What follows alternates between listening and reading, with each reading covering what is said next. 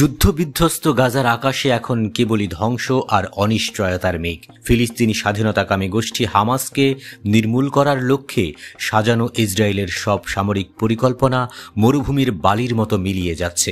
Hamas যোদ্ধাদের অদম্য প্রতিরোধ আর গেরিলা যুদ্ধের কৌশল বরাবর ভেস্তে দিচ্ছে দখলদার বাহিনীর সব প্রচেষ্টা। লক্ষ্য অর্জনে ব্যর্থ হয়ে এবার আরও নৃশংসতার পথে হাঁটার ফন্দি এঁটেছে ইসরায়েল। পুরো গাজা উপত্যকা দখল করার পরিকল্পনা করছে তারা। কিন্তু ইসরায়েলের এই আগ্রাসী মনোভাবের বিরুদ্ধে তীব্র প্রতিক্রিয়া জানিয়েছে বিশ্ব সম্প্রদায়। মানবাধিকার আর আন্তর্জাতিক আইনের রক্ষক জাতিসংঘ এবং প্রভাবশালী রাষ্ট্র যুক্তরাজ্য এই পরিকল্পনার কড়া নিন্দা জানিয়েছে।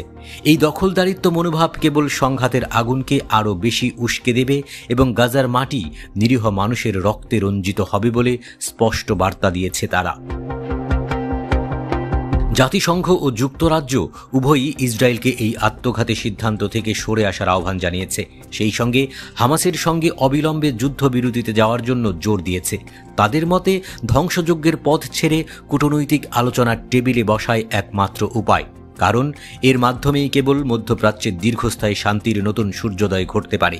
গাজায় এখন কেবল মানবিক সাহায্যেরই প্রয়োজন নয়, প্রয়োজন শান্তির এক সুবাতাস যা সব রক্তপাত থামিয়ে দিতে পারে। শুক্রবার ইসরায়েলকে অবিলম্বে গাজার নিয়ন্ত্রণ নেয়ার পরিকল্পনা থেকে সরে আসার আহ্বান জানানো হয়েছে যুক্তরাজ্যের প্রধানমন্ত্রী কিয়ের স্টারমারের পক্ষ থেকে। ইসরায়েলের এই পদক্ষেপকে ভুল এবং চলমান যুদ্ধ সমাধানে বিপরীত ফল দেবে বলে মন্তব্য করেছেন তিনি। স্টারমার বলেন, এই পদক্ষেপ যুদ্ধের অবসান ঘটাতে বা ইসরায়েলি জিম্মিদের মুক্তি নিশ্চিত করতে কোনোই কাজে আসবে না, বরং এটি কেবল আরও রক্তপাত ঘটাবে। ইসরায়েলি নিরাপত্তা মন্ত্রিসভার অনুমোদিত গাজার নিয়ন্ত্রণ নেয়ার পরিকল্পনা ঘোষণা দেওয়ার কয়েক ঘণ্টা পর যুক্তরাজ্যের পক্ষ থেকে এই প্রতিক্রিয়া এলো। যুক্তরাজ্যের প্রধানমন্ত্রী স্টারমারের এই বিবৃতি এমন এক সময়ে এলো যখন যুক্তরাজ্য সরকারের পক্ষ থেকে ইসরায়েলের উপর চাপ বাড়ছে। ইসরায়েলকে গাজায় যুদ্ধ থামাতে বারবার চাপ দিয়ে আসছে তাদেরই অন্যতম মিত্র যুক্তরাষ্ট্র। গত সপ্তাহেও ব্রিটিশ প্রধানমন্ত্রী স্টারমার ইসরায়েলকে সতর্ক করে বলেন, ইসরায়েল যুদ্ধ শেষ করার সার্বিক পদক্ষেপ নিতে ব্যর্থ হলে আগামী সেপ্টেম্বরে ফিলিস্তিনি রাষ্ট্রকে আনুষ্ঠানিকভাবে স্বীকৃতি দেবে যুক্তরাজ্য।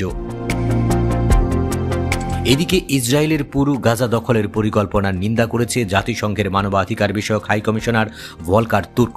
তিনি বলেন, দখলকৃত গাজা উপত্যকার সম্পূর্ণ সামরিক নিয়ন্ত্রণের জন্য ইসরায়েলি সরকারের পরিকল্পনা অবিলম্বে বন্ধ করতে হবে। তিনি আরও বলেন, এই পরিকল্পনা আন্তর্জাতিক বিচার আদালতের একটি রায়ের সরাসরি লঙ্ঘন। এছাড়া ইসরায়েলের এই সিদ্ধান্ত নিরীহ ফিলিস্তিনিদের অধিকারের পরিপন্থী বলেও মন্তব্য করেন তিনি। তাই ইসরায়েলকে পুরো গাজা দখলের পরিকল্পনা থেকে সরে এসে অবিলম্বে স্থায়ী যুদ্ধবিরতিতে যাওয়ার আহ্বান জানিয়েছেন জাতিসংঘের মানবাধিকার প্রধান।